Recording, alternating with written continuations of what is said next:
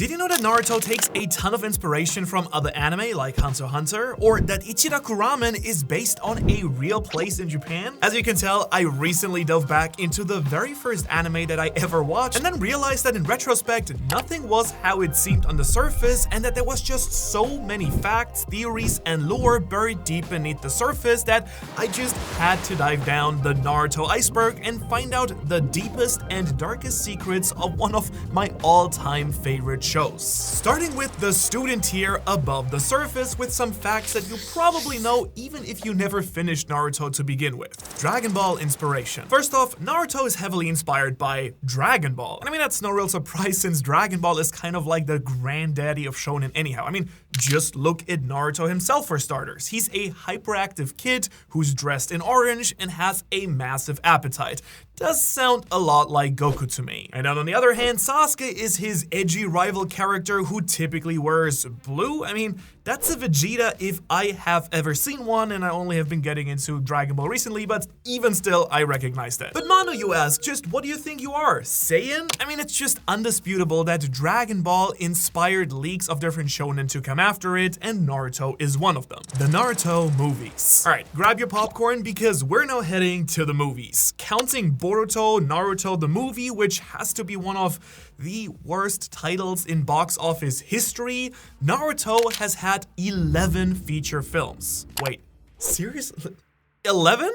That's more than, I think, Rocky, probably, I mean, more than Jurassic Park, probably, even more than Shrek. And yet, shockingly, still no Oscar wins for the #1 knucklehead ninja, Shadow Clones. Now, since we're here on the shallow surface of the iceberg, you can talk about Naruto, obviously, without talking about jutsu. I mean, these ninja techniques make up the basis for the Naruto power system, which is pretty important in a battle shonen story. So let's kick this iceberg off by talking about Naruto's signature technique, the Shadow Clone Jutsu, the OP move that he gains in chapter 1 that gives him several legs up on the competition. And sometimes I wish that I had some Shadow Clones. It definitely would make this whole YouTube thing a lot easier. I mean, just imagine if there were like 15 of me filming, editing, that'd be nice. Now, originally created by the second Hokage, Tobirama Senju, the multiple Shadow Clone Jutsu is a forbidden technique, believe it or not. Unlike normal clone techniques, Shadow Clones are physically real, with the user's chakra divided evenly among each single copy. And this actually makes it terribly dangerous for most shinobi to make very many clones, but since Naruto has access to the nine-tailed chakra, of course, he can then safely just spam hundreds of real Shadow Clones. Uzumaki Barrage. This basically allows Naruto to use combo attacks like the early series technique, the Uzumaki Barrage. And this uses 4 Shadow Clones at once that basically just gang up on the opponent, yelling the syllables Uzumaki as they wombo combo them in midair. He actually based this off of Sasuke's lion combo, which apparently means it takes several Narutos to pull off the battle skills of just one Sasuke early in the series. Is that what that means? Dark Naruto. Okay, but despite Sasuke being a sort of darker reflection of Naruto, he himself has his own pretty dark side as well. Referred to in the community as Dark Naruto, this inner version of Naruto's evil half has plenty of dialogue with the good parts of him throughout the story. And Dark Naruto is kind of this representation of the hatred that Naruto has towards the Hidden Leaf Village for, of course, treating him so poorly in his childhood due to being the nine-tailed Jinchuriki. However, in true Naruto fashion, rather than beating Dark Naruto in combat, the two just resolve their differences by hugging it out like real bros. Naruto headbands. One of the most iconic symbols from the entire series is the classic Naruto headband seen on the forehead of just about every single ninja. However, they've taken on a life beyond the manga, and you can see plenty of people sporting these shinobi headbands in real life now, whether it's a cosplayer at a convention or someone indulging in a, let's say, questionable fashion statement. And I know what you're thinking, and no way, I totally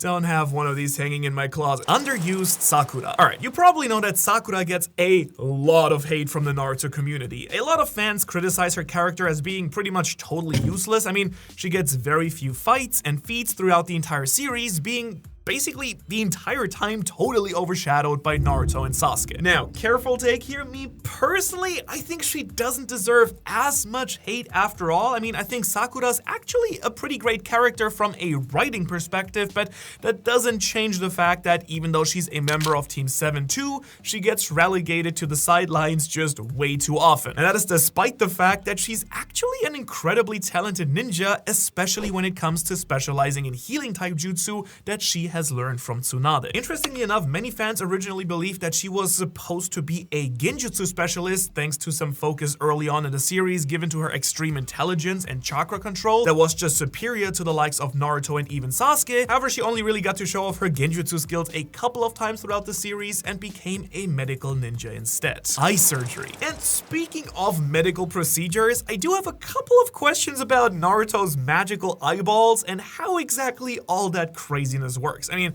plenty of characters gain a Sharingan eye throughout the series. Kakashi gets one of Obito's eyes. Many Uchihas unlock deeper levels of Sharingan by swapping eyes, and it just kind of makes you wonder, how exactly does that work? Like, don't get me wrong, I'm not an eye surgeon, but I'm almost positive that it's more complicated than that in real life, right? I don't think you can just like plug them in and out, also kind of unhygienic. But in the show, they never have a proper surgery to transplant the eyes and actually connect them to the visual cortex. Nah, but instead in Naruto, you can just pop these bad boys in and then those eyes are as good as yours now. I mean, heck, you don't even need to put them into your eye holes either because Danzo just slaps those Sharingans wherever he pleases. I don't even want to know where he puts all those, and he can use all of them just fine and I guess even see with them? I don't know how that works. Child soldiers. But Sakura's treatment as a character and the curious medical malpractice are far from the only criticism that Naruto gets either. How about the fact that the ninja world basically depends on child soldiers? I mean, those kids are in their very early teens when they pass the ninja academy and then just start being promoted to the ranks of genin or even chunin. Which, when you really think about it, means that these literal children are being sent out on military missions and fighting to death against other children from other secret villages. Like, Naruto shouldn't be at a war, he should be at recess. Probably still hanging out on that swing or something like that. Shikamaru's IQ. Shikamaru Nara is probably the smartest character in all of Naruto, and that's mainly because he's one of the few characters that we have a canon IQ score for. That's because Shikamaru's mentor Asuma tricked him into taking an IQ test by disguising it as a series of strategy games and deduced that Shikamaru's IQ was over 200. And for context, a real-life genius already clocks in at around 140, making Shikamaru like a super genius. I mean, his IQ still isn't as high as mine, obviously, but good effort nonetheless, Shikamaru. And so even though Shikamaru's worth ethic does leave something to be desired, we can see him time and time again developing masterful strategies against opponents, almost as if he was playing them in his favorite game, Shogi. And his intelligence doesn't go unrecognized either, since once Naruto finally becomes Hokage, Shikamaru then takes on the role of his most trusted advisor and strategist as well. Zetsu made everything happen. Now, you might have noticed that Naruto has a little bit of a thing for masterminds. All the weird stuff going on with the Chunin exams and Sasuke's curse mark, Orochimaru was the mastermind behind all of that. Then all the mysterious actions of the Akatsuki, well, those were the sneaky plans of their leader, Pain. No, wait. He was being manipulated by Toby. Toby was the real mastermind. Except no, he was actually working for Madara Uchiha, his real boss, who he was trying to revive. And so by the time of the final battle, we'd already had like 4 levels of, no wait, I'm actually the bad guy, but psych, you thought that this was gonna be it? No, because actually it was Black Zetsu here all along. You thought this was a story about Toby trying to revive Madara. All of that and practically the whole history of the ninja world was just basically the big master plan of Black Zetsu here, who was just trying to revive his mommy Kaguya, the actual super secret real final boss of Naruto, at least until Boruto, of course. Speaking of Boruto, now's probably a good time to also remind you that this is the Naruto Iceberg, so don't expect me to get too much into Boruto content on here. Of course, if you want a Boruto Iceberg 2 or some other Boruto content, you know what to do. Just head on in the comments and let me know. Masahi Kishimoto. And hey, I kind of just trashed the author of Naruto a little bit by bringing up the whole Zetsu and Kaguya controversy, but let's actually talk about Masahi Kishimoto here for a moment, because after all, I can't do a whole Naruto iceberg without talking at least a little bit about the author of the series as well. And even though Kishimoto may have made a few, let's say, questionable narrative choices, the truth is that Naruto is one of the most famous and popular manga of all time for a reason. I mean, again, this is the guy who got me into manga and anime to begin with. So here's a little bit about Masahi Kishimoto that you might or might not know. Kishimoto was born in the Okayama prefecture in 1974 and actually has an identical twin who knew, also a manga artist, but more on him a little bit later. And Kishimoto loved drawing his favorite manga characters from series like Doraemon and Dr. Slump ever since he was a little kid, and during his last few years of attending Kyushu Sangyo University, he then started taking manga really seriously, submitting to several contests, and as they say, the rest was history, as he became an integral part of the Shonen Jump lineup, writing for the very magazine that had so much inspired him with series like Dragon Ball so many years earlier. The Ninetales. The nine-tailed fox, aka Kurama, is the most powerful tailed beast that lives inside of Naruto. Now I said it Japanese. I'm sorry, I'm gonna be switching my pronunciations of Naruto, and it's just gonna be always awful, so apologies. Anyways, even if you've only seen episode 1, you do know this much about Kurama, and while Kurama rampages, attacking the Hidden Leaf Village, the beast is sealed inside baby Naruto, restraining its power. Now, of course, later on, we then learn that the 4th Hokage, aka Naruto's father, and his mother both sacrificed their lives in order to save the village and seal the beast inside of Naruto, and that the whole incident was masterminded by none other than Tobi, up to his old schemes and plans. Now, what you may not know though, but probably do, is that the Ninetales is actually inspired by Japanese mythology. The kitsune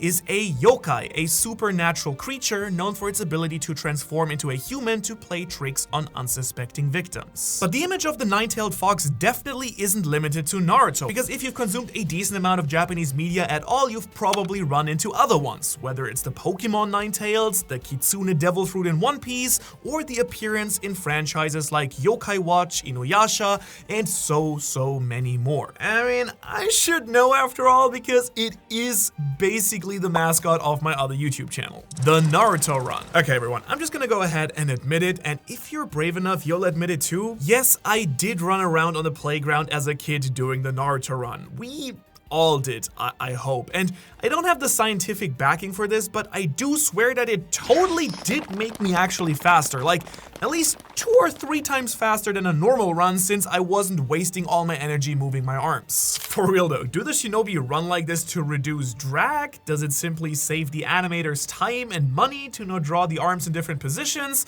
I really don't know the answer. All I do know is that it does make me feel like a real-life ninja when I do it. Pakun sneak preview. In episode 20 of Naruto, when Naruto opens his apartment, he clearly has a Pakun keychain. And in case you don't remember, Pakun is one of the ninja dogs that Kakashi summons to help him with his tracking. But there are 2 big problems here. While Pakun did technically appear in Kakashi's fight against Zabuza, Naruto never meets him, and we don't even learn Pakun's name yet, so it's kind of weird that Naruto has him on his keys in this anime-only Easter egg. So really the only thing I can deduct is that this implies that Kakashi has his own merchandising line in the Hidden Leaf Village. After all, in another Easter egg, you can spot a Pakun plushie, and I just hope that the Puck is getting a cut of all these sales, and moreover, anyone know where I can get one of those keychains? Because that seems like a collectible that I would need in my life. Naruto x Hinata. Naruto and Hinata is the first of several serious relationships in the series that, of course, we're just gonna have to talk about. Especially since Kishimoto decided to pair just about every character off at the end of the series. Like, you get a boyfriend, you get a girl, you kind of get the idea. After all, as we all know, it's extremely common for your entire elementary school school class to all get married to each other instead of, dating people who are other ages or from other places. I mean, I guess props to Shikamaru and Choji for marrying shinobi from other villages at least, if you get my drift. Anyways, back to Naruto and Hinata. Hinata has had a crush on Naruto for years after he stood up to some bullies on her behalf as a kid. Meanwhile, his clueless self had no idea that this 10 out of 10 baddie here was head over heels in love with him, since he was so busy pining over Sakura for basically the entire series. However, pretty soon he'd take notice in a big way when Hinata saved his life from pain and then consequently gets ragdolled across the remains of Konoha, leading him to going beast mode on the Akatsuki leader instead. And this scene where Hinata admits her true love for Naruto while standing up against pain definitely did not make me cry. I'm not crying. You're crying. Shut up. Cut away, cut away. The 8 inner gates. Okay, one of the most iconic techniques in Naruto is opening the 8 inner gates, as mainly seen by Might Guy and then of course his star pupil, Rock Lee. In a nutshell, within every shinobi there exist 8 gates that serve to limit their chakra flow. Now normally a person can't use more than 20% of their chakra because doing so would just completely overexert and overwhelm their body. However, through some truly extensive training, some shinobi have learned how to release those natural limiters, resulting in truly insane physical power. In fact, when Might Guy opened all 8 gates, he was able to pose an actual threat to the 10 Tails empowered Madara. However, of course, this nearly cost him his life, and of course would have if it hadn't been for Naruto saving him with a very convenient technique. Even with Naruto's help though, Guy still remained wheelchair bound for the rest of his life, and I'll be talking more about that technique later in the video. The 7 Swordsmen of the Mist. But for now, let's wrap up the student tier by talking about the 7 Swordsmen of the Mist. Now, this group of warriors hails from the village hidden in the mist, and the 7 of them represent the strongest sword wielders that the village could train. Now, we do know that this title is then passed down from person to person, but there are only 7 members at one given time. Of course, the members that we get to know the most are Zabuza, one of the first major threats that Team 7 faces off against early on in Naruto, and then Kisame, Itachi's fishy partner in the Akatsuki as well. However, thanks to the Edo Tensei resurrecting many deceased warriors for the 4th Great Ninja War, the classic lineup does make an entire appearance. Yet another important member is Chojuro, who eventually even becomes the Mizukage. Now, each of these 7 Swordsmen of the Mist also gets a special blade with its own very unique powers. The most fearsome of these is Kisame's blade Samehada, the living weapon covered in shark scales that consumes the chakra of its opponents. And Suigetsu here, a member of the Hawk, dreamed of collecting all of these blades after his brother Mangetsu died as a member for the 7 Swordsmen. But it's now time for you and me to get a promotion because we finally passed the 5th grade and I get to move on to the Genin tier. Now in Naruto, the Genin are the lowest rank of ninja that have graduated the academy, but here it means that the topics of the Iceberg are going to get a little bit more obscure and require deeper knowledge. The Bruce Lee reference. If you like old kung fu movies as much as I do, this next one won't be that much of a surprise. Did you know that Naruto actually represents the famous martial artist and movie star Bruce Lee? And the character that does so is, of course, pretty obvious. It is Rock Lee. And even deeper than that, Rock Lee's name is kind of a pun too, since in Japanese, there's not that much difference between the English sounds of L and R. Bruce can also be depicted as blues, kind of like the music genre, which suddenly makes rock and his son metal make a lot more sense, as all 3 of these are genres which are derived from the previous ones. Now, of course, Bruce Lee isn't the only famous martial artist that Rock Lee references, but we'll get to the other one in just a second. Mecha Naruto. But first, let's talk about that one time that there was a Naruto robot. Because in case you don't know, in this filler episode, fans were treated to Mecha Naruto, a creation of Orochimaru meant to hunt down Naruto and capture the Nine Tails. In reality though, this mechanical version of our favorite knucklehead ninja was actually just a glorified advertisement for the video game Naruto Shippuden Ultimate Ninja Storm Revolution, where Mecha Naruto features as a playable character. The Naruto video games. But that's not the only Naruto video game, of course. In fact, there are around, get this, 50 different Naruto video games, and that's not even counting crossover games like Jump Force, where Naruto fights against other anime characters from other Shonen Jump series. So if the manga, the anime, and the movies together didn't quite give you your own Naruto fix, then you're in luck because you can be Naruto yourself in so many games. What's your favorite Naruto game? Like, I don't even know how to choose between all these options, so you're gonna have to help me out down in the comments when it comes to getting my Naruto epic gamer fix. The Rasengan manga design. Quick, picture the Rasengan. You know it, you love it. I mean, come on, in my opinion, it's gotta be one of the coolest and most iconic attacks out there in anime. It is, after all, Naruto's signature move, a swirling ball of intense chakra that blows his enemies away and kind of dissects them on a molecular level. Well, chances are you just pictured the Rasengan wrong. If you're picturing a blue ball of energy, I'm sorry, but that's apparently not canon. You see, in all of Kishimoto's color pages, the Rasengan is actually yellow, just like Naruto's hair. However, then the anime changed it to blue for, I don't know, reasons, I guess, but in universe, each person actually has a chakra color that is unique to them. Naruto does describe his chakra as being yellow, while Kurama's is, of course, red, meaning that when he mixes the two chakra sources together, it's an orange that then matches his iconic jumpsuit and kind of the aura that he gets during the war. Sasuke's Rinnegan color. And actually, speaking of colors getting mixed up and being wrong, I've gotta talk about Sasuke's Rinnegan, because when Sasuke upgraded his eye from a Sharingan to a Rinnegan during the 4th Great Ninja War, early colored versions by the Shueisha team made his eye red to match his classic Sharingan. However, those chapters had then to be corrected later on once Kishimoto revealed that his Rinnegan was actually purple, just like Nagato's was. I mean, I gotta say, personally, I do think that the red looks pretty sick. So do you think that he should have kept his signature color, or was purple the right move? Let me know. Hunter x Hunter inspiration. We already talked about just how much inspiration Naruto took originally from Dragon Ball, but that's of course not the only classic shonen series that Naruto was influenced by. For example, there's also Hunter x Hunter, and the most obvious parallel here is obviously comparing Sasuke to Kurapika. Kurapika is the sole survivor of a clan with special red eyes, and he is out for revenge. But that's of course not the only thing that Naruto was inspired by. The entire Chunin exams also have a whole lot in common with the Hunter exams, you know, in the sense that they recklessly endanger the children who compete in them. And speaking of Hunter x Hunter, I also have to mention that Kishimoto isn't shy about this influence either, because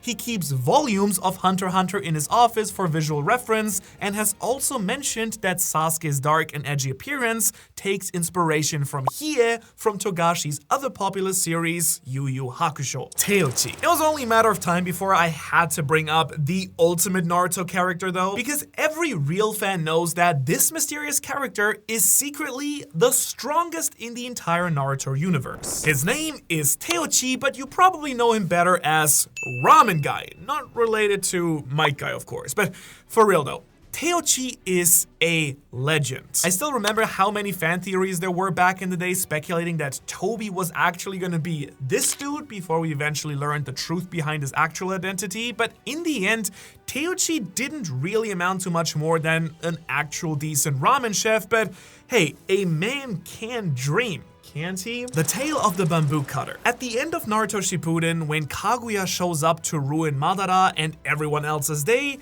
she seems super random, kind of coming out of nowhere. And I'm not even talking about how she just suddenly shows up. I more mean like, you know, okay, so there's this random moon woman now. It was pretty jarring to say the least. However, if you do know your Japanese mythology, Kaguya makes actually a lot more sense because her namesake is from a folk tale called The Tale of the Bamboo Cutter. Now in the story, a princess from the moon called Kaguya is discovered inside a bamboo stalk by a family. Many elements of Kaguya's backstory, such as the God Tree, are actually directly inspired by this classic legend. The Stone Tablets. The Stone Tablet is an ancient relic possessed by the Uchiha clan. It was originally created as a warning from Hagoromo Otsutsuki, the sage of the the 6 paths against recreating the Rinnegan. Now this tablet can only be fully deciphered by someone who has ironically unlocked the Rinnegan, but can be partially translated by those with a Sharingan. However, Black Zetsu, in part of his big quest to influence all the events of Naruto, changed part of its message to lead the Uchiha clan astray and to help fulfill Kaguya's resurrection. Episode 167. Okay. Episode 167 of Naruto Shippuden is one of the most controversial episodes in the entire series. Its title is When Egrets Flap Their Wings and comes towards the climax of the Pain arc. Just after Pain seemingly has killed Hinata, Naruto completely loses control of the Nine-Tailed Chakra and goes absolute sicko mode on Pain. But why is it controversial? Well, that would come down to the animation, because in the episode, they temporarily just completely changed the animation style for this very intense battle. The characters suddenly are drawn in a somewhat more cartoonish style, with their limbs and faces being contorted in ways that look especially wacky if you just look at the still images here. Now, to put the cards on the table, personally, I'm in the camp that this fight and this animation style ruled. I mean, it's one thing to zero in on individual still frames, but when you watch the fight, everything looks super smooth, and I think that the contorting of the figures really emphasizes the extreme emotions and dynamic movements of the characters and the insane impact of every single attack. But of course, nonetheless, that didn't stop a lot of the Naruto community from heavily criticizing this minor change. The Uchiha Massacre. One of the events that set the entire stage for the Naruto series was the Uchiha Massacre. And the anime community does make a lot of fun of Sasuke for being the poster child of edgelords everywhere, but if you ask me, if anyone has earned the right to be edgy, it's gonna be this poor guy right here. After all, his brother Itachi slaughtered his entire family, leading him on a quest for vengeance against the one person he once looked up to the most. Now, of course, the big twist later on is that Itachi was actually a good guy and that the rest of the Uchiha were about to revolt against the Hidden Leaf Village, so I would say not sure if that still makes him the good guy, though joke's on him because his actions then still made Sasuke begin his villain arc and threaten the very existence of the village himself. Linkin Park AMVs. The mid-2000s. In the very early days of YouTube, where I was still very young too, you either had to catch it on TV, buy a DVD, if you could even find one on sale, or you had to turn to, well, let's say, less ethical means. Of course, there was one solution there, because some true heroes among us took it upon themselves to memorialize our favorite anime fights in the form of anime music videos, re-editing the most hype moments of a given character or fight set to music. And since this was the mid-2000s, the most popular band to set these AMVs to? Linkin Park, of course. Man, now I kind of want to watch some Rock Lee versus Gaara AMVs just for the old time's sake, you know? The Infinite Tsukuyomi. What exactly was Madara's plan? To take over the ninja world? No. That is far too simple. Madara's ultimate villainous plan was to create a utopia by enacting the Infinite Tsukuyomi. And we already know about the normal Tsukuyomi because it was a favorite jutsu of Itachi Uchiha. It's a genjutsu with the power to trap his opponent inside an illusion. Tsukuyomi, like all of the special Sharingan techniques, takes its name from a Shinto deity, in this case, well, Tsukuyomi, which is the moon gods. And that's actually very fitting because Madara's Infinite Tsukuyomi would utilize the moon itself. By reflecting a giant Sharingan on the moon itself, Madara hoped to trap everyone in the world inside a never-ending illusion, albeit one of peace and happiness. Hey, so maybe this Madara guy isn't too bad after all, he just kind of wanted to create the Matrix, I guess? Hashirama cells. And actually, while I'm talking about very interesting jutsu, let's talk about the signature technique of Madara's greatest rival, Hashirama Senju, the first Hokage. Hashirama is known for being the only shinobi with mastery of wood release, a technique that very conveniently has the power to restrain the powers of tailed beasts. Very convenient. Though saying that Hashirama is the only user is also a little bit inaccurate because some people have gotten around that little loophole thanks to the power of genetic science. Because by infusing lab experiments, aka children, with Hashirama cells, Orochimaru was actually able to infuse Yamato with some of Hashirama's cells as well. And Yamato was thus able to gain the powers of wood release. Let's just not pay too much attention to the fact that all the other test subjects died. However, since Hashirama's cells also boosted regenerative powers and granted longer life, it seemed like everybody wanted their hands on some good old Hashirama. I mean, even Madara used his cells to keep himself secretly alive for decades after their battle. Danzo used Hashirama's cells to infuse a bunch of Sharingans into his arm. However that works. Basically, if Kishimoto needed something to happen and wasn't really able to explain how that happened, then BAM! Deus ex Hashirama, because his cells can do everything, it seems. Talk no jutsu. Now, of course, wood release and its Kuyomi have nothing on the most broken jutsu in all of Naruto. The talk no jutsu, Naruto's most powerful technique. Now, in case you don't know what I'm talking about here, it's become a huge joke in the Naruto community that most of the time, Naruto doesn't actually win his battle through actual combat. Instead, he just has a serious heart-to-heart conversation with his opponents until they realize the error of their ways. Victims of talk no jutsu include, but are not limited to, Zabuza, Haku, Gaara, Nagato aka Pain, Obito, Sasuke, and to some extent, but not fully redeemed, Orochimaru, Madara, and Kaguya. Naruto and Karin are cousins. Naruto's parents are out of the picture, but he actually does have some living family. While you might not exactly see the resemblance to Naruto's cousins, since he looks so much like his dad, Minato Namikaze, his mom, Kushina Uzumaki,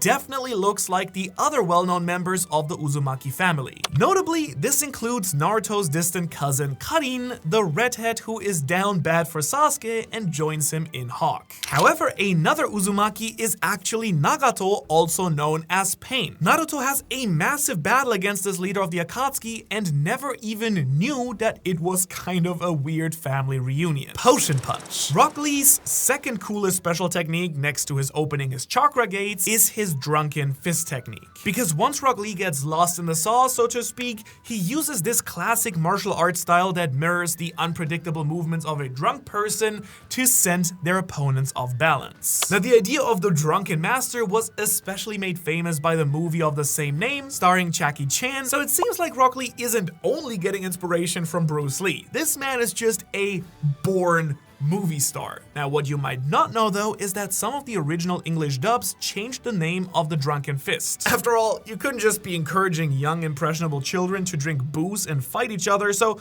therefore this originally changed this technique to the Potion Punch instead of the drunken fist. What's the potion in question, you ask? Well, don't worry about that one too much, I guess. Naruto is not an underdog. At the beginning of Naruto, it was so easy to root for this kid. He had no parents, he had very few friends, the villagers hated and ridiculed him, he was the total definition of an underdog. Even though he was treated so horribly all his life, he really wanted to try his best to earn the respect of everyone in the village and then become the Hokage. But then eventually throughout the story, this idea of Naruto being an underdog, it kind of fell flat. I mean, in my opinion, this was probably one of the biggest narrative mistakes in the series, if you ask me. After all, he was a Jinchuriki with access to the immense chakra of the Nine Tails, giving him access to insane reserves of energy to use all kinds of super overpowered techniques. But not only that, he was no ordinary orphan either. He was the son of the very beloved fourth Hokage, Minato Namikaze, as well. Not only that, but he was also a reincarnation of Ashura Otsutsuki, the son of the Sage of the Six Paths, and was basically destined to save the ninja world from birth. Now, I don't know about you, but to me, in retrospect, that doesn't sound super underdog to me. Shikamaru can fight at night. Okay, but back to Naruto's BFF, Shikamaru. The probably smartest character in the series also has one of the coolest Kekkei Genkai in the series. By the way, in case you don't know, a Kekkei Genkai is a special jutsu that's inherited by members of a particular family. Now, in Shikamaru's case, he uses the shadow possession technique. This means that he can manipulate his shadow, and if his shadow can reach and touch his opponents, he can then completely freeze them in place. This, of course, partners perfectly with his tactical genius and allows his team to get the upper hand by immobilizing his enemies. But then something occurred to me. Can Shikamaru actually fight at night? Because if everything is dark anyway,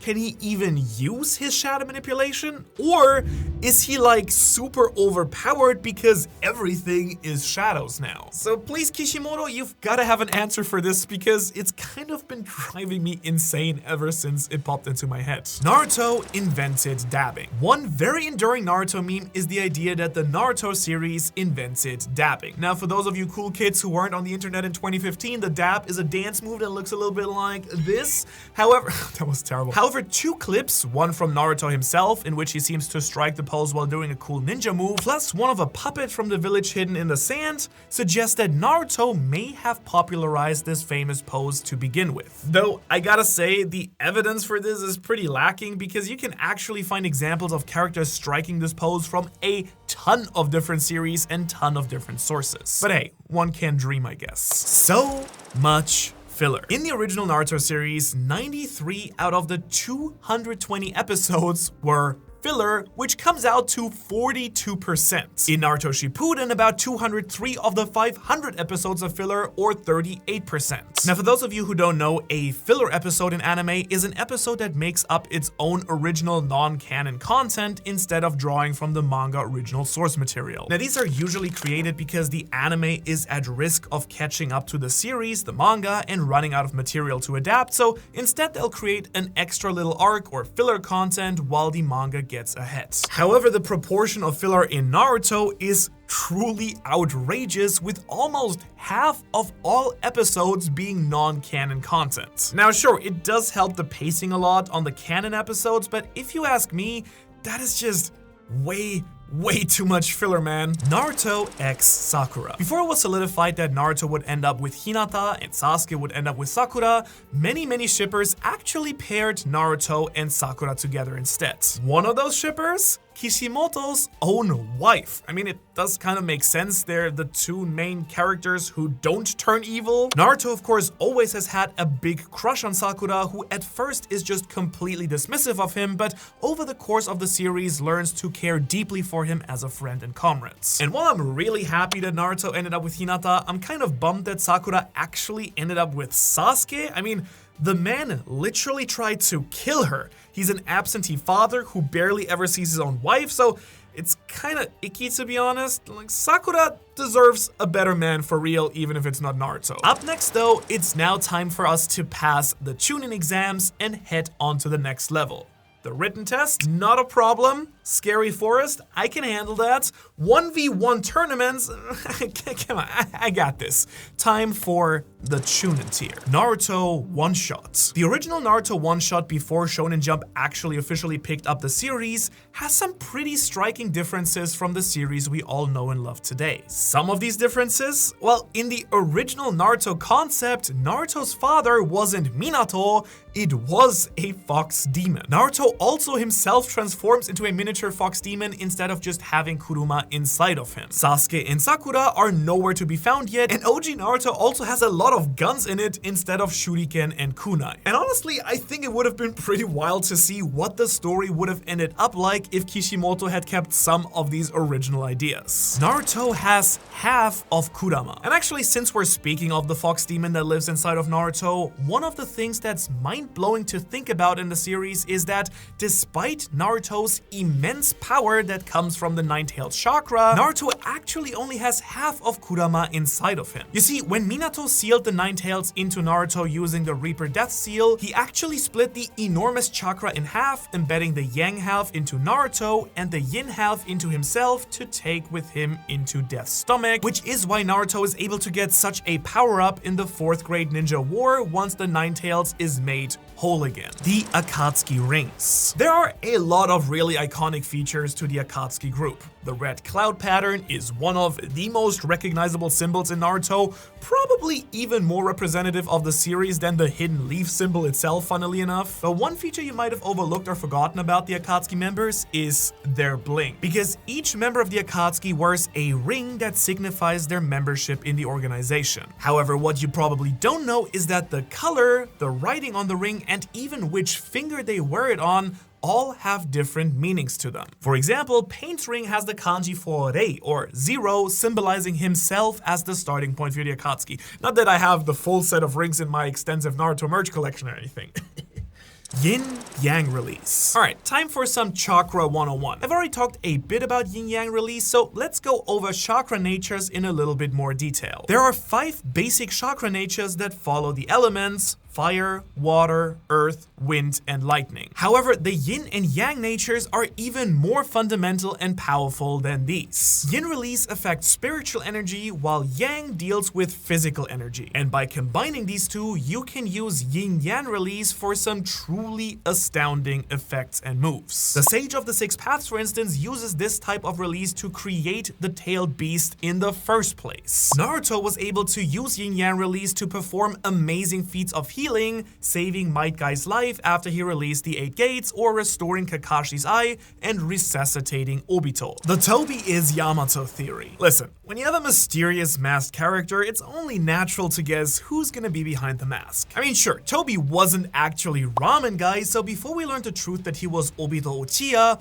one other popular theory was that Toby was no one else than Yamato due to the connection to the famous Hashirama cells. However, some other popular theories included Madara himself, especially since Toby kept calling himself Madara anyways, as well as Danzo, who, you know, had a thing for stealing Sharingans. Personally, I had my money on Pekun. That dog just didn't seem all that trustworthy to me, at least. Samurai 8. After Kishimoto finished Naruto, the world waited in anticipation for what this manga master would do next. The answer was Samurai 8, the Tale of Hachimaru, which unfortunately for Kishimoto was only published from May 2019 to March 2020 before it was cancelled for Shonen Jump. To be frank, it had some heavy competition in the magazine, and even being written by the author of Naruto couldn't save the series, as it just didn't quite connect with audiences and became recognizable in the same way that Naruto did. The Zero-Tailed Beast. You of course know about the 10-Tailed Beast, but what about the Zero-Tailed Beast? In Naruto Shippuden, the movie Bonds, this non-canon character serves as the antagonist of the movie. It takes the form of a big serpent-like slug wearing a no mask, which makes me wonder because this whole dude seems to be a tail. Like, this is a whole lot more of a one-tailed beast to me, so I personally think the design needs some work. Maybe,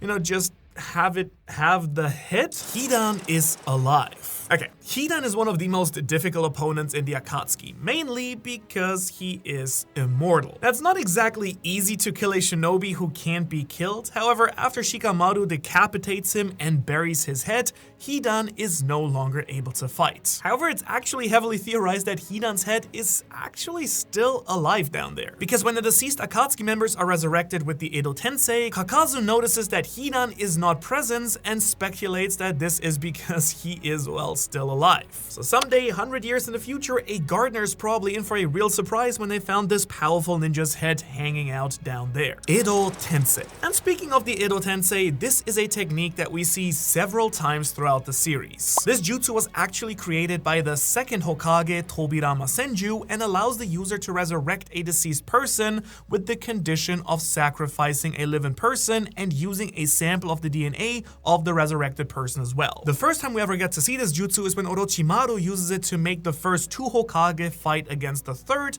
However, we do see the Edo Tensei a ton in the 4th Great Ninja War, when Kabuto bolsters the antagonistic forces with the resurrected versions of the Akatsuki, the 7 Swordsmen of the Mist, Madara Uchiha, and many, many more. Now, of course, the good guys also have some Edo Tensei on their side when they bring back the deceased Hokage to fight alongside Naruto as well. Or I guess they just end up changing sides, technically. Low-key, I do kind of think that this bloated the 4th Great Ninja War a little bit, and I wish that they'd focused on underused characters like the Konoha 12 instead of having a full-blown zombie war, but I guess that's just me. Karin's fake memories. Karin Uzumaki's backstory is kinda confusing. The reason given for her being head over heels for Sasuke is because he saved her life during the Chunin exams. However, that struck a lot of fans as strange because we never saw that during the actual Chunin exam, right? We only see this flashback that Kishimoto retconned in once her character was introduced, so this has led to a lot of fans to construct a fan theory that says that these memories are actually just straight up fake. Some people believe that Orochimaru was the one who implanted false memories inside of Karin in order to ensure her loyalty to Sasuke, and perhaps himself if he ever finally got his hands on Sasuke's body. The puppet jutsu. One of the most interesting techniques from the village much hidden in the sand is the puppet jutsu. Now we first get to see this technique used by Gaara's brother Kankuro when he uses chakra threads to manipulate puppets to fight for him in battle. However, the true puppet master is of course Sasori of the Akatsuki, who gives Sakura her best fight and some of her best moments in the entire series. Sasori uses a dark twist on the puppet technique, and in his madness he begins creating puppets that are made out of dead people. He even ends up turning himself into a puppet with the only remaining part of his living flesh at its core, which is kind of messed up. Ashura invented the Rasengan. While Minato is widely believed to be the original inventor of the Rasengan technique that was then passed on to his son Naruto,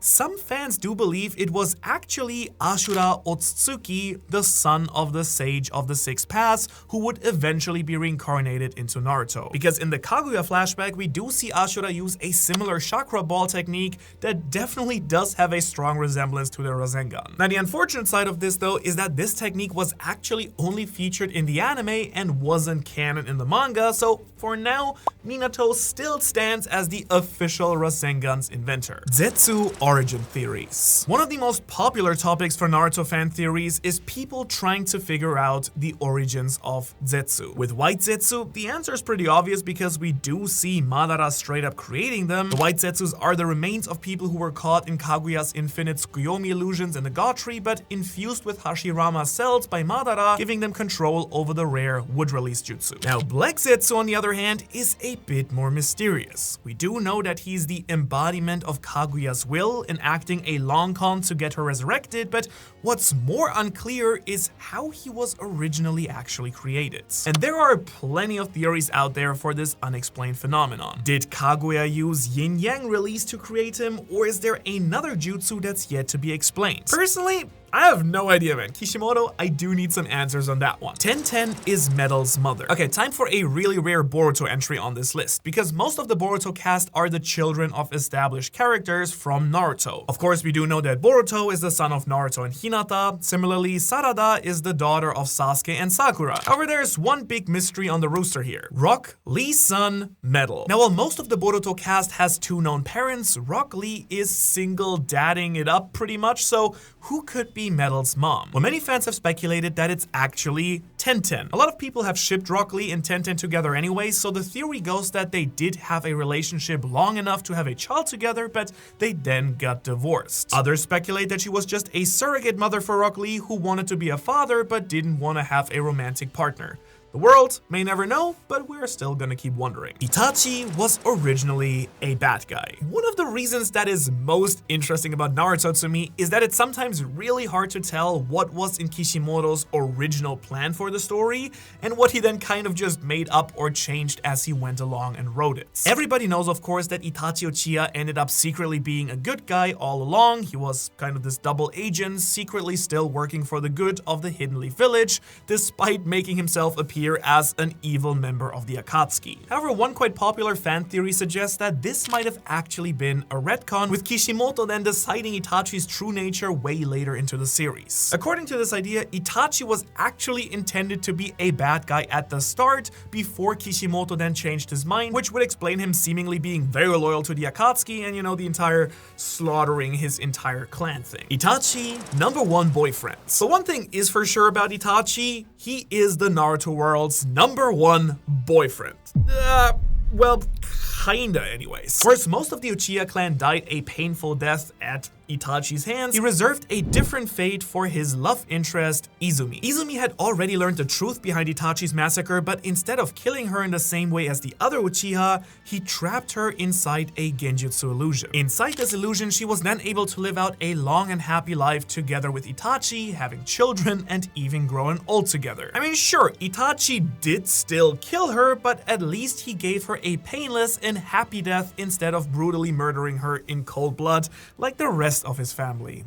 The forehead poke jutsu. Okay, and continuing the Itachi part of the iceberg for now, because low-key he's probably my favorite character in the whole series, one of the wildest fan theories in Naruto also has to do once again with Itachi though, and it's all about the special way he shows affection to Sasuke. Instead of a brotherly hug, Itachi pokes Sasuke on the forehead, and while most of the time this gesture is dismissive, when it comes to Itachi and Sasuke, it was essentially a way of saying, I love you. However, one very dark theory suggests that that this forehead poke was actually a special jutsu. After all, jutsu are often formed by hand signs, and since Itachi is a genjutsu specialist, some fans believe that Itachi poking Sasuke's forehead before dying was actually a special form of hypnotism. This could of course explain why Sasuke's motivations drastically changed afterwards from wanting to avenge his clan to wanting to become Hokage to reform the village. Or, you know, it could be that he just changed his mind upon learning the truth about his brother, but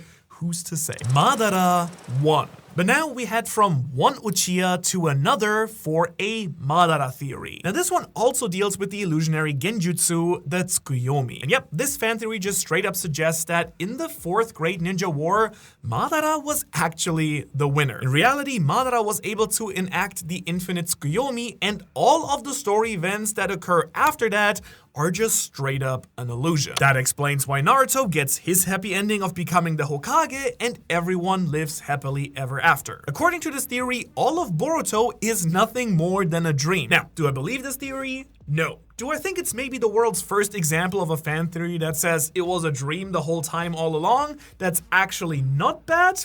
Yeah, kind of. Sarutobi is a bad person. Time to talk a little bit about Hiruzen Sarutobi, or otherwise known as the 3rd Hokage. Now, he does seem like a kind and honorable old man. He loves his grandchildren, he loves his village, he's really well respected by all of the citizens, so seems like he's all around a really great guy. Or is he? You know where this is going. How about we look at his treatment of Naruto? After the very beloved 4th Hokage Minato and his wife Kushina sacrificed their lives to save the village and seal the Nine Tails inside of Naruto, the 3rd Hokage is reinstated into the office and then is also somewhat responsible for Naruto's upbringing. However, instead of finding say adoptive parents or even taking on that role himself maybe, he just allows Naruto to live a childhood in complete and utter isolation, being ostracized and ridiculed and hated by all of the villagers, and if it weren't for the kindness of characters like Iruka-sensei, Naruto totally could have gone the Gaara route and ended up super evil and disfranchised. And you know what else? Naruto's godfather Jiraiya was mysteriously missing from Naruto's childhood as well. So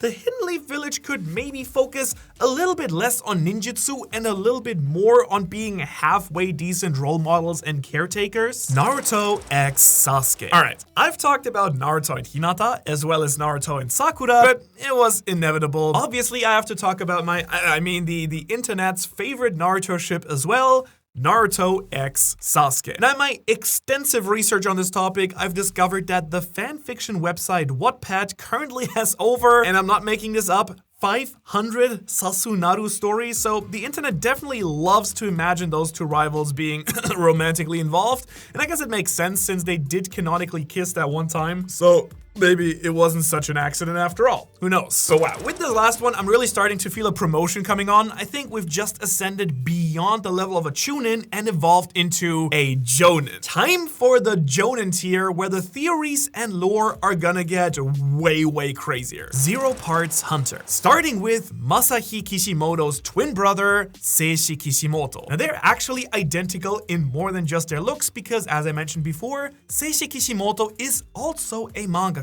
Now this guy's most known for a series called 0 Parts Hunter in English and whose original title in Japanese was 666 Satan. And well, I guess I can see why they had to change that, at least for the North American release, I guess. Still the better title though. The Naruto light novels. Do you need even more Naruto content than you can get from only the anime and the manga and the movies and the games? Well, you're in luck, because if you want even more source material, you can try out reading the Naruto light novels. In fact, there are multiple novel series set in the Naruto universe, totaling over 25 books. Even more if you also count the Boruto ones. Now, some of these light novels reveal what happens to certain characters like Sakura, Kakashi, and Shikamaru after the series' conclusion. Others tell more about Itachi's life, and some are even illustrated by Kishimoto himself. Ninja Ostrich. Let me tell you a little story about possibly the worst filler episode in the history of anime. Out of all the Naruto filler episodes, one stands above the rest as being widely considered the worst of them all by the entire Naruto community. We're talking about Naruto Shippuden episode 185, Animal District, detailing Naruto's rivalry with a ninja ostrich, out of all things. Moreover, this ostrich is confusingly named Condor, so you know, which is like a whole different bird species. Sixth coffin theories. During the 4th grade ninja war, Kabuto confronts Tobi while revealing the 6 Edo Tensei coffins containing the deceased members of the Akatsuki. However, while 5 are fully revealed, the 6th one is temporarily left a secret. We now know that this coffin ultimately contained Madara Uchiha, however before the eventual reveal, there were just plenty of other great theories on who the 6th coffin could possibly contain. And guesses just ranged from Izuna Uchiha, the brother of Madara, to once as out there as the Sage of the Six Paths himself. Jiraiya is Tobirama's son theory. For a series as focused on clans and family lineages as Naruto is, there are some really strange omissions from this trend. For instance, we know virtually nothing about Jiraiya's family or who his parents were. Due to his white hair though, some fans have speculated that Jiraiya might have been the son of the 2nd Hokage, Tobirama Senju. However, this thankfully isn't true. After all, if he was a Senju, it would make his attraction to Tsunade very problematic since Tsunade is, well, also from the Senju clan. And it actually also would make Jiraiya way older than Tsunade even though they're close in age. Moreover, Jiraiya does make some comments about his parents not being killed. Tobirama though was. And Tobirama also has never been shown to have a wife or children either, so I do think that we can pretty safely call this theory debunked. Kakashi can open the inner gates. Now sticking with another fan theory, we're heading back to the 8 gates famously used by Might Guy and Rock Lee. However, some people believe that Kakashi, out of all people, is actually capable of this technique as well. And we do know for a fact that he can at least open the first gate, which he does during a rock climbing training exercise. However, this is the copy ninja we're talking about here. By seeing Might Guy open all of the gates, could Kakashi use his Sharingan to mimic this ultimate technique as well? Now, do I just think this because I think Kakashi is OP and super cool and I think he can do anything ever? Sure, but I mean, just think about it. Naruto Akipuden. During the Naruto Shippuden days, some people thought another time skip was coming. By the way, Naruto Shippuden loosely translates to something like Naruto Whirlwind of Legend. In reality, we got the sequel series Boruto instead. But if there's one thing the internet is really good at, it's speculating based on little to no information whatsoever. Guilty. And this led to the widely circulated rumor that Shippuden would be followed by a series called Naruto Akipuden, which would translate to something like Naruto Legend of the Demonic Spirit. Sorry, best I can do is Boruto. Karakuri. Did you know that Naruto wasn't actually Kishimoto's first manga? Because before Naruto, he released a one-shot manga called Karakuri. And this series definitely contains some true hints of ideas that would then be developed further in Naruto. There are some techniques used that resemble the Shidori and Kimamaru's bone manipulation. The main character's outfit even looks pretty close to Sasuke's as well, and I can't help but wonder where the story would have gone if it had continued beyond this very short version. Hydrification. One of the coolest Kekkei Genkai in all of Naruto to me is the hydrification technique used by the Hozuki clan. Characters like Suigetsu Hozuki can completely liquefy their body. However, yet another user was Gengetsu Hozuki, the second Mizukage. Even Kabuto was able to replicate a similar technique by studying Suigetsu, but his coats himself in bodily fluids, which is just gross. Now with Suigetsu, the wettest character in all of Naruto, we see hydrification come in handy for stealth and infiltration, as well as for escaping from a prison cell by just squeezing straight through the bars. And it's also pretty perfect for combat because you can liquefy, causing attacks to go right through you, leaving you completely unharmed. Future Naruto leads the Akatsuki. For the majority of the Naruto series, the Akatsuki were a super mysterious and shadowy organization. Yes, we knew a few of the members like Itachi and Kisame, who made an early appearance. However, their leader was an absolute mystery, and with Tobi's identity concealed behind his mask, fans just had to speculate on who the leader of this crazy organization could be. We already talked about a few popular ones, but one of the more out there theories was Naruto himself. Specifically, Naruto from the future. Because if you can hypnotize everyone in the world by using the moon, why not throw some time travel into the series as well, am I right? To be fair, I can see how people could see Pain's design though, and then see some serious similarities to Naruto, even though it was Pain's real body that was actually Naruto's cousin. Itachi was was stronger than Madara. Where here's an interesting thing that some people on the internet actually believe. Nowadays, I think Madara Uchiha gets all the hype that he deserves. After all, he's easily one, if not the most powerful shinobi in the series. You know, I don't see that many other people raining meteors down onto the battlefield and taking on entire armies all by themselves. However, especially a couple of years ago, Itachi hype was at its absolute peak, leading to many fans to speculate that, no, totally, trust me bro, Itachi is totally stronger than Madara. Now, is he a great ninja and a fantastic genjutsu master? Yes. Stronger than Madara?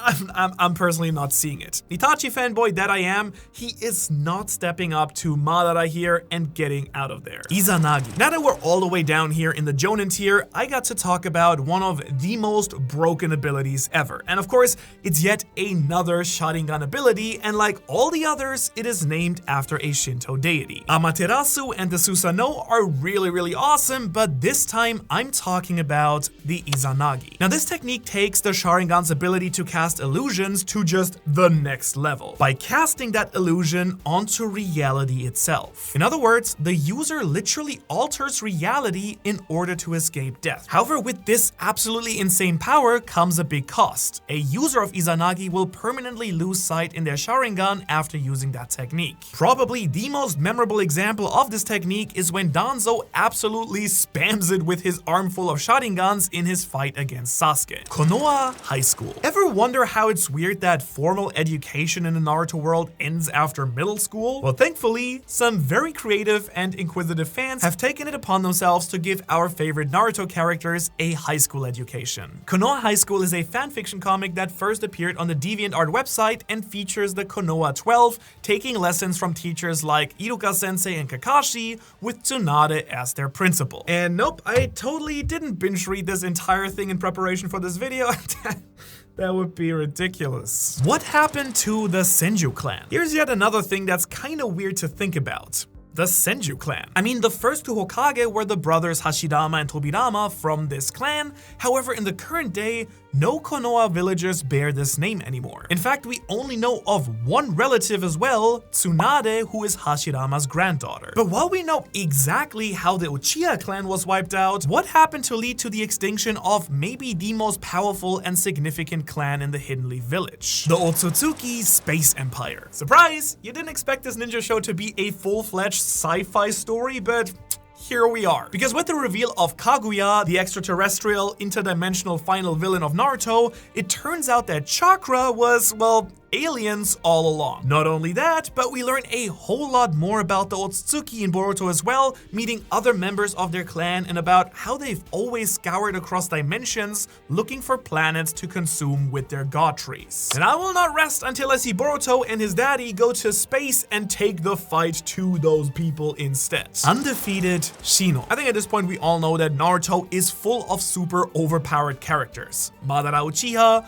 Minato Namikaze, Hashirama Senju, but one stands head and shoulders above the rest. A shinobi who is just completely undefeated in the series. One who has won every single battle he's ever participated in the entire series. Can you guess who it is? Well, yeah, I spoiled it in the title, but yes, it is Shino Aburame, the bug guy. Admittedly, this is probably because he just doesn't have a ton of screen time compared to other members of the Konoha 12, but still, my man here is undefeated, excluding Boruto, of course. Spiral. If you're a fan of horror manga, you probably already know that Naruto's surname, Uzumaki, means spiral, much like the title of Junji Ito's series, well, Uzumaki here. But did you know that a Naruto is also the name for those fish cakes that come in ramen with the little spiral design? So also an ode to Naruto's favorite food. But putting this all together, it basically means that Naruto's name just means spiral.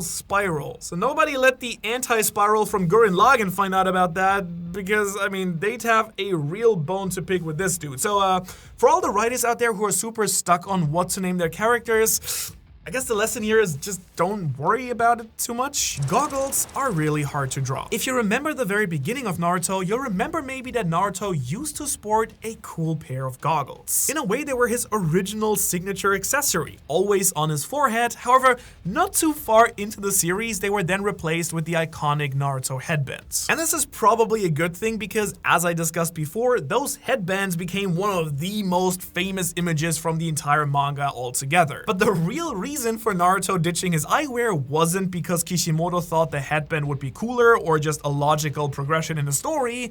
It was just because the headband was way less detailed and much easier to draw, saving him a ton of time during the crunch of weekly publication in Shonen Jump magazine. And this isn't rare either because manga artists use these kind of simplifications and shortcuts all the time, really. With another famous example being the Super Saiyan's blonde hair in Dragon Ball existing so they could save time on coloring in the hair and just leave it white in the manga instead. Now you know. Kishimoto's honeymoon. Masashi Kishimoto got married to his wife in 2003. However, as I just mentioned, a mangaka's schedule is beyond crazy. So crazy, in fact, that Kishimoto didn't go on a honeymoon with his wife until 2015, a full 12 years after the wedding. This was, as you could guess, after the Naruto manga had already ended and they finally had the time to celebrate both their marriage and a well-deserved break apparently as well. Because if there's one thing that this guy's more committed to than his wife, it's his sweet baby Naruto. Well, and I hope his kids as well. Kaguya was added last minute. Okay. I've already mentioned now a bunch of times that Kaguya's appearance at the ending of Naruto seems very, very random. But according to some fans, she actually is super random. Because many people speculate that since she's hardly foreshadowed in the story whatsoever, while Madara on the other hand is built up throughout the entire series, Kishimoto may have actually created her at the last second just because he had made Madara so powerful he couldn't figure out how to have the heroes beat him. Which, I mean, it kind of seems to me like they then had to beat an even more powerful villain, so I'm not really sure how valid this is, but I'm sure that many fans would have preferred Madara remaining the final big villain of the series. It's me. I'm the many fans. Arashi Kazama. Kishimoto waited a long time into Naruto's run to reveal the identity of the fourth Hokage, mainly because he didn't want to spoil that it was Naruto's father. However, since Minato doesn't share a surname with Naruto, it doesn't seem like it would have been that big of a deal to at least give us the name. What he did give us though was a name scrawled on the toad contract that Jiraiya has Naruto sign, because it's mentioned that the previous person to sign it was the fourth Hokage, and the scroll appears to bear the name Arashi Kazama, which led to many people speculating for a long time that this was the real name of the fourth Hokage until Minato was then revealed instead. But now it's time for me to descend to the bottom tier of the iceberg and rise up to the greatest tier in the ninja class out there, the Kage tier. The best job perk, I probably get a cool hat, and the worst one, well, bearing the moral responsibility of sending all those poor child soldiers into battle. Ben 10 cameos. If you love American cartoons just as much as Japanese ones, you might know this fun fact already, but at the end of episode 13 of the show Ben 10, we see an old man with his 3 grandchildren. And those grandchildren just happen to bear a striking resemblance to Team Ebisu. Konohamaru is there, goggles and all, along with Moegi sporting her signature hairstyle and Udon with his glasses. Jiraiya's photographic memory. But you'd have to have more of a photographic memory to remember this detail. Kind of like Jiraiya does. Oh, don't believe me that Pervy Sage has an insane memory for little details? Well, let's think back to the secret message that he left for Naruto before he was killed by Pain, warning him that Pain's real body was not among the 6 paths of Pain. Because the cipher that he leaves on the Toad Fukusaku's back can only be solved by citing specific page numbers from Jiraiya's novel series, which implies that even in his dying moments pierced by poles, Jiraiya is just perfectly able to remember every detail of his novel down to how the lettering was arranged on the pages. Let's just say that's like a Shikamaru level mental feat, so maybe Jiraiya is actually the smartest Naruto character after all. Atomic dismantling.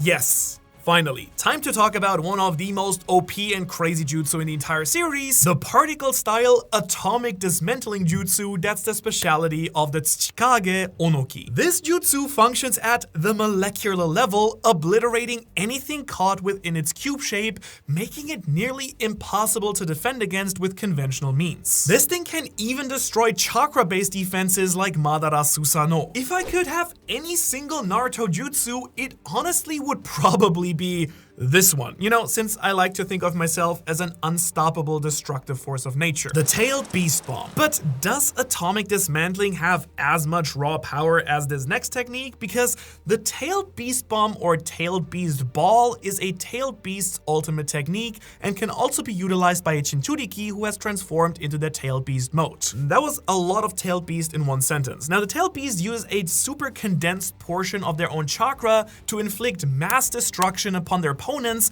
by firing either an explosive ball or focusing its power into a beam attack. The toads are named after famous actors. Many of the toads that Naruto summons from Mount Myoboku are actually named after famous Japanese actors from the 1980s. Shima, the mother of the toadway, is named after actress Shima Iwashita. And many of the toads are named after an actor's name, but then with the word Gama, which means toad, stuck in front. Gama Bunta is named after Bunta Sugawara, knowing for playing Yakuza characters that resemble Gama Bunta's tough personality. And Gama Bunta also speaks using a lot of slang terms associated with Yakuza members as well. And fans of Dandadan will recognize the namesake of Gamaken, action star Ken Takakura. So I guess it would be kind of like watching Cartoon Network and then seeing a frog casually named Arnold Schwarzenegger. Naruto wasn't going to meet his parents. And while it was always a plan for Naruto to associate with the many toads of Mount Myoboku, it actually wasn't originally planned for him to meet his parents, Minato and Kushina. However, Kishimoto actually changed his mind after the birth of his own children when he decided that he wanted Naruto to have an experience with his own parents as well. And you know, actually Kishimoto, I do see you. That's actually kind of sweet and super valid. So you're probably a good enough dad. I'll give you that. Sasuke is based on Sasuke. Now this next one is gonna blow your mind. I already mentioned that Sasuke is loosely based on Hunter x Hunter's Kurapika. However, would you believe me if I told you that Sasuke is based on Sasuke? Specifically, I'm talking about the 1960s manga Sasuke by Sanpei Shirato, which follows a young ninja named Sasuke as he seeks vengeance for his assassinated clan. Does sound kind of familiar, I gotta say. The Ichiraku is real. The Ichiraku is real. Now, the ramen shop that Naruto loves to frequent is actually based on a real ramen shop that, you guessed it, Kishimoto would visit himself often during his college years. Nowadays, that restaurant sells some memorabilia featuring Naruto characters, so it's clear that they're really grateful to Kishimoto for immortalizing them in his manga. Also, be right back. I'm quickly gonna hop on a train to Fukuoka so I can check out this ramen real quick. I'll check back in with you in like 6 hours. Also, I just realized, why do all the good shonen authors live in Kyushu, the southern part of Japan? Because Oda from One Piece, he also lives in Kumamoto, which is right next to Fukuoka. Naruto can't read. Some fans took the lack of formal education in Konoha that I mentioned earlier to the extreme with this next theory. Because some fans believe that due to focusing on ninjutsu instead of, you know, things like math and spelling, that Naruto is actually illiterate. Now, of course, this theory is actually pretty easily debunked when you consider that he was able to read the questions on his written test, even though admittedly academics weren't his strong suit, and he's also able to work on deciphering Jiraiya's message as referenced a little bit earlier in this video. So, sorry guys, hate to break it to you, but it turns out that Naruto is in fact literate and can read. Bummer, I know. Orochimaru is searching for a new vessel. You probably also realized that a lot of early Naruto villains like Gaara and Orochimaru, they really seem to have softened up over time. Orochimaru is still dedicated to his scientific research, but seems to be doing a lot less evil nowadays. He's not trying to get his hands on Sasuke's body anymore either, but what if I told you that according to this fan theory, Orochimaru is merely biding his time, because some people suggest that Orochimaru hasn't renounced his evil ways at all. Instead, he's collaborating with the Hinley village on research simply until the perfect vessel reveals itself so that he can continue his quest for immortality. Orochimaru 𝗨𝗟𝗧. And so let's actually follow up that Orochimaru theory with another one, though this one has been solidly debunked at this point as well, because when Naruto introduced the concept of Jinchuriki, other people besides Naruto with a tailed beast sealed within them, many fans speculated that Orochimaru would be the 𝗨𝗟𝗧 Jinchuriki. And it does actually make surprisingly much sense if you think about it. Orochimaru has always been heavily associated with snakes, and he's named after Orochi, the 8-headed snake from Japanese mythology. So it only makes sense that he would have the 8 tails within him as well, but on the bright side, we get the unforgettable Killer Bee instead, and I just don't see Orochimaru possessing those sweet rap skills that Killer Bee does as well. Pain should have been the end. Some Naruto readers ended up being so disappointed with the true ending of the series that they kinda wish that Kishimoto had just ended after the Pain arc. Now, without a doubt, the Pain arc is one of the most solid arcs in the entire series, if not in all of manga history. In contrast, the 4th Great Ninja War can feel a little bit stretched out and overstuffed with too many twists and antagonists, not to mention the unforeseen Kaguya twist that I've talked about already. Whereas the Pain arc ends with Naruto finally being recognized by his village, the goal that he'd been seeking throughout the entire series. Now, of course, this wouldn't really work though, because after all, this would leave a ton of plot threads with Sasuke and the remaining Akatsuki just totally unresolved, even if the Pain arc was awesome and totally the best arc in Naruto for me personally. Naruto should have died.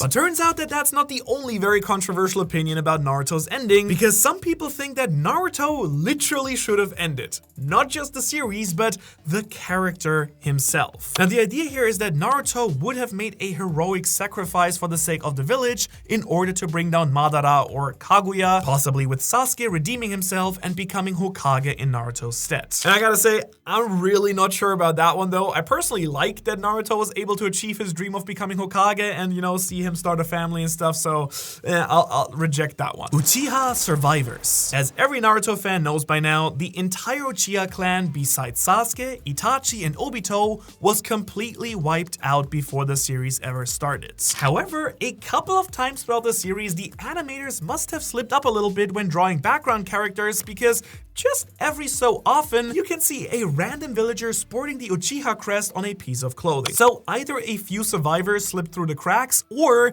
there is just some serious fanboys remembering their favorite extinct clan in the animation team. But amazingly, even with everything that we've covered today, this iceberg doesn't cover every fact out there about Naruto. For instance, I already covered what would happen if Naruto Uzumaki were to fight another Shonen Jump hero, Monkey D. Luffy from One Piece, and spoiler alert, that fight is not even close, surprisingly. So to find out who would win in a showdown between the 7th Hokage and future Pirate King, you can check out that video right here. My voice is starting to die. Perfect time to end this video, and I will hopefully see you in the next one.